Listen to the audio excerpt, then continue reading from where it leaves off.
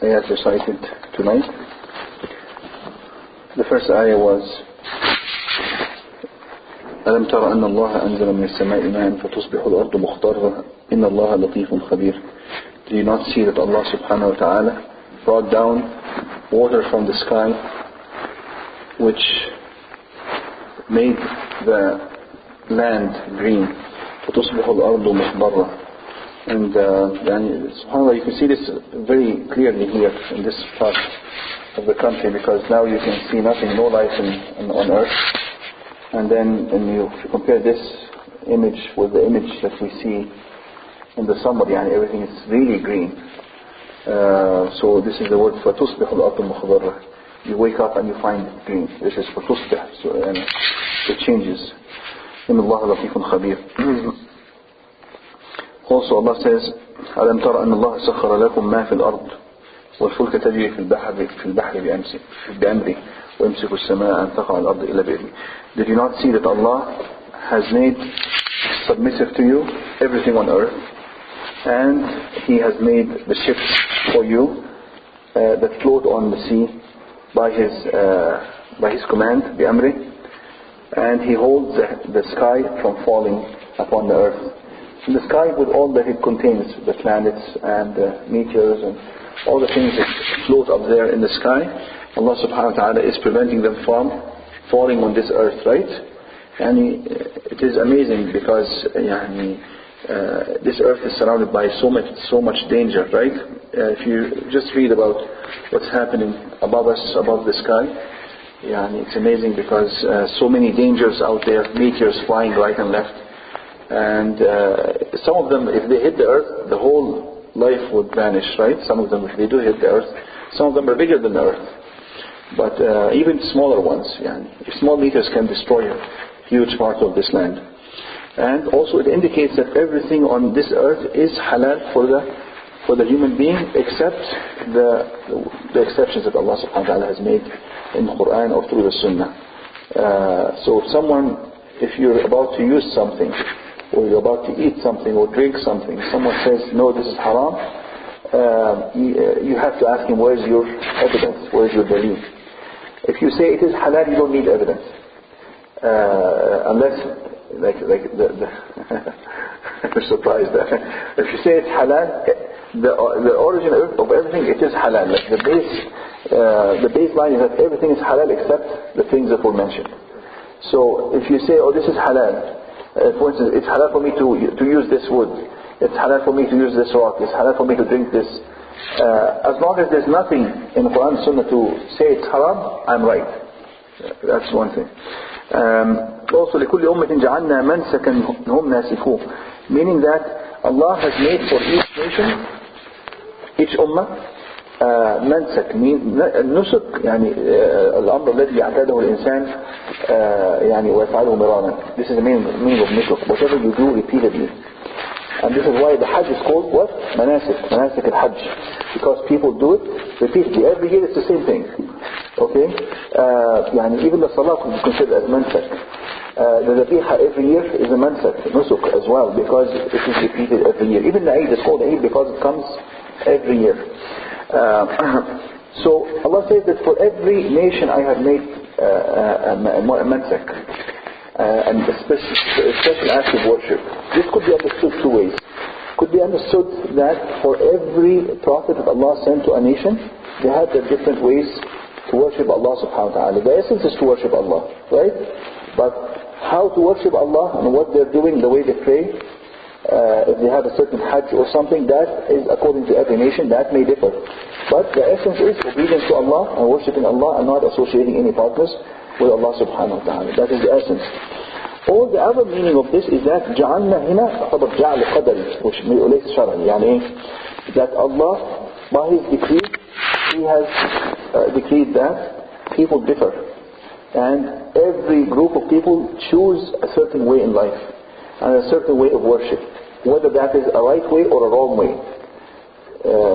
So He says فلا ينازعنك في الأمر. Do not let them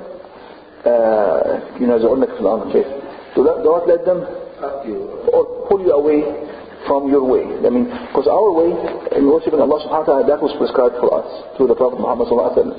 Everyone that was born after the Prophet Muhammad sallallahu alaihi wasallam or during his life has no other way of worship but the way of the Prophet Muhammad sallallahu alaihi wasallam. Even if it was another prophet, Prophet Muhammad sallallahu alaihi wasallam says when he saw Umar ibn Khattab reading in the Torah, in Torah, the book of Musa alayhi salam, he says, وَالَّذِي نَفْسِي بِيَدِي لَوْ كَانَ موسى بن عمران لو كان موسى بن عمران حيا لما واسعه إلا أن يتبعني. He says, if Musa was brought back to life now, he has no choice but to follow me. Even Musa. Although Musa was sent with a new Sharia to his people, to the Israelites, but he himself, if he comes back, if he was to come back, he has no choice but to follow Prophet Muhammad sallallahu alaihi wasallam. Even Isa alayhi salam, yes, even when he comes back, he follows the salah, our salah, and he applies our law.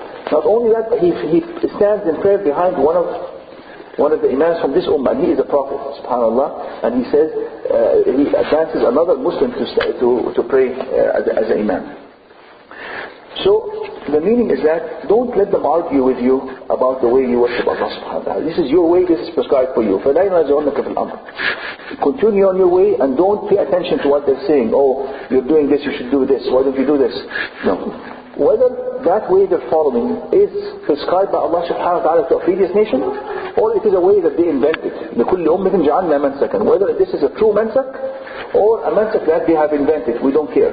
The only way for anyone to enter Jannah now is through the manasik that were prescribed through the Prophet Muhammad sallallahu alaihi wasallam, and there's no other way. Inshallah, I will just finish soon. And look at this ayah. This ayah tells you really what happens in reality. Look at this.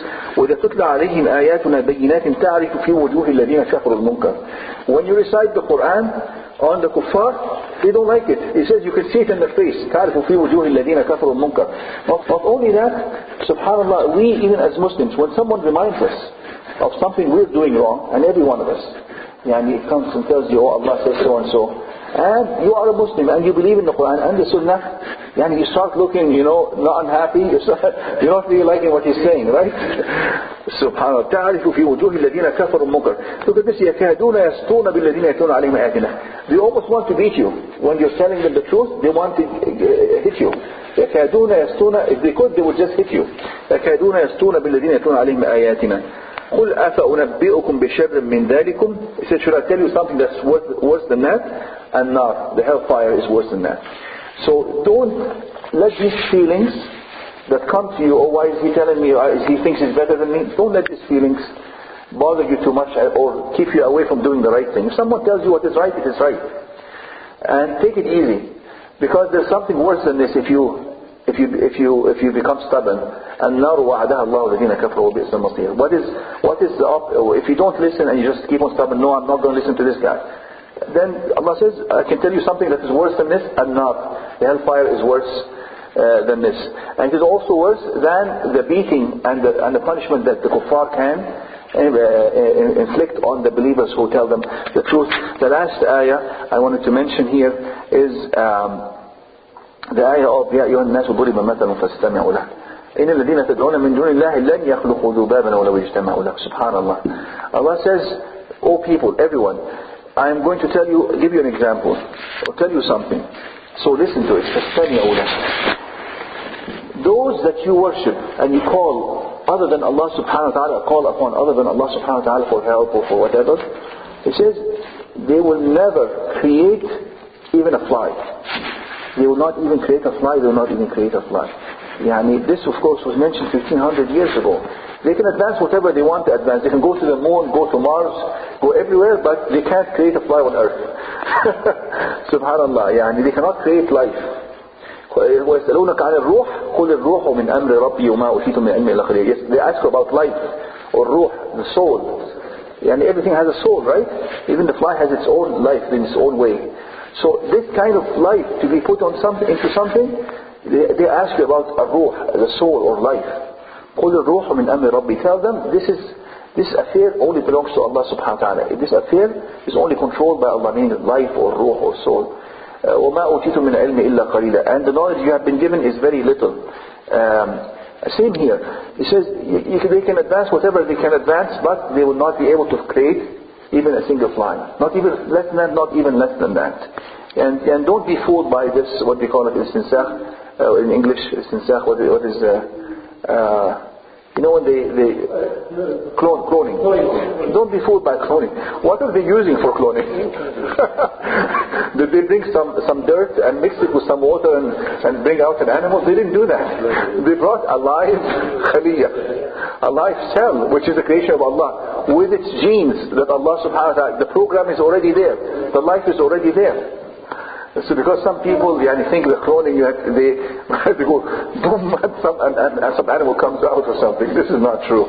And then also, even when in vitro fertilization and all these things, زراعة الأجنة والكلام ده كله, they take an ovum from a woman, they take a sperm from a man. So Allah created the sperm, Allah created the ovum, Allah created the man, Allah created the woman, Allah created the man who's bringing the ovum and the woman together to make them, and they put it in the uterus that Allah subhanahu wa ta'ala created. And Allah subhanahu wa ta'ala is the one who's nourishing this baby until it comes out. Even there, after 100, a few fertilized, fewer.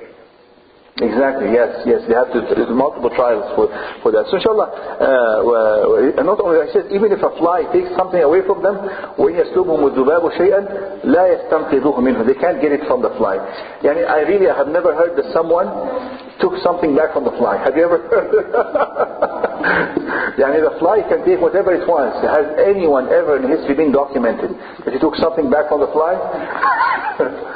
They can't take something back from fly. Not only that, one time I read that the fly actually, before it takes something, it puts the enzymes to break it down into small molecules.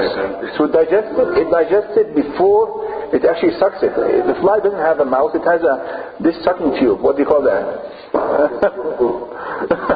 Probe, like something like a probe. And it at first dissolves it and then sucks it in. So even if you bring the fly, I put it under the microscope, whatever she took from you is already gone. It's different molecules that you as a human being cannot bring back together. وَإِنْ يَسْلُبْهُمُ الذُّبَابُ شَيْئًا لَا يَسْتَنْقِذُوهُ مِنْهُ. It says ضَعْفَ الطَّالِبُ وَالْمَطْلُوبُ. ضَعْفَ الطَّالِبُ وَالْمَطْلُوبُ. He says both the one who was stolen from and the stealer are both weak. Who's the stealer there? The fly and the human being is weak. And he says both of them are equally weak. The human is just as weak as the fly. Wallahi, the fly sometimes, subhanAllah, look at the energy the fly has. It never stops. Wallahi, sometimes I think, if you try, for 1 minute doing the same kind of motion the fly has, you will be tired. The fly never tires. فعلا والله